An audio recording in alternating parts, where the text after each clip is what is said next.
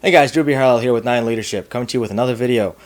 Today we're going to talk about authenticity versus kindness. What's the difference and why does it matter?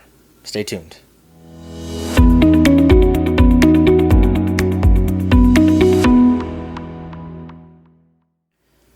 So authenticity and kindness. I had a conversation with a friend of mine a couple days ago, and she was concerned, she was frustrated, she was really annoyed because she's been really nice to everybody, right? She's been super nice to everyone since she moved to the city, and she's not making very many friends or not many meaningful relationships. Her complaint was, I've been really nice to everybody, I've been super nice and people have been nice back to me, but I haven't met anyone really that I would feel connected to, that I can reach out to, that I really feel a real relationship with. It's hard to make friends. So what I told her is what I would say to pretty much anyone I had this conversation with. First of all, when you get to a certain age, aka your 30s or mid-30s, it gets harder to meet people. During COVID, almost impossible. Side note. But as you're in your 30s and not in school anymore, it gets really tough to meet people. You meet people pretty much at work or at happy hours or wherever at the bars, or when you're hanging out with your friends if your friends do happen to bring new people into their circle. A lot of friends groups, however, by the time they're 30s and 40s, they've already have their friends group formed. So they're not going to have many new people involved unless one person brings in a significant other, and maybe that works out, maybe that doesn't. So it's a lot tougher to meet people. Throw in the pandemic, and now you have it almost being impossible outside of work if you actually go physically to an office. If you're sitting at home, though, chances are you're not going to meet very many new people. So what was her issue? Well, it's actually neither one of those first things. It was people she was meeting through normal networking situations or social situations that she wasn't establishing real connection with. Now, why is that? She was being nice, right? So why not? Why don't people make connections with her? Well, it's because she was being nice. Nice is probably the worst word to describe anything in the history of the world. And that includes negative terms, because nice says nothing. Nice means nothing. What happens if someone says, I want to introduce you to somebody, they're really nice? My first thought is they're boring, they're not good looking, or they're not someone I would really want to care to meet. They're just someone who needs people to talk to. I hate that sounds like a judgmental situation, but it's probably true. So nice is a really bad way to describe things. It's not really descriptive at all.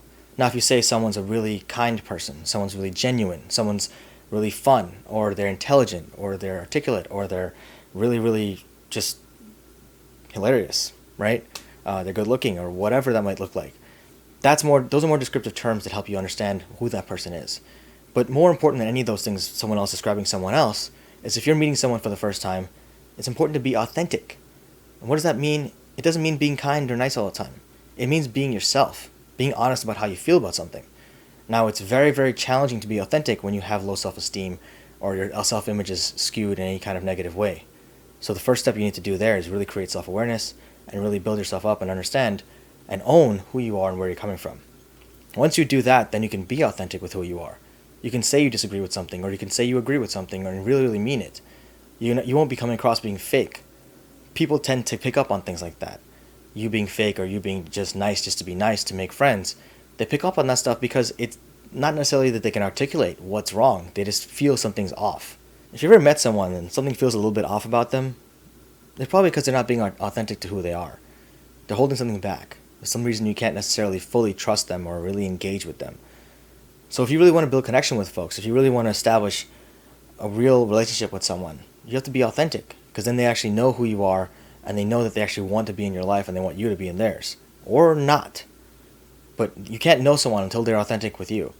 And the quickest way to make that happen is to be authentic with them. You can't expect everyone else to make the first move in terms of showing your authenticity. So don't be afraid to be honest in who you are. If you curse a lot, you curse a lot.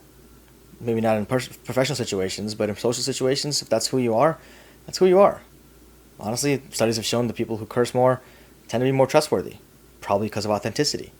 People who don't curse as much, whether they mean to or not, don't always get seen as being authentic, because some people think that, oh, well, there's no one who doesn't curse at all, so maybe they're holding back. Maybe they're not really being who they are.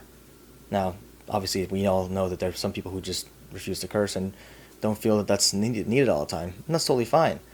But that's the authenticity piece that people can understand about you. It helps them to feel more comfortable around you and to understand that they can be themselves around you. They don't have to be perfect all the time. And neither do you.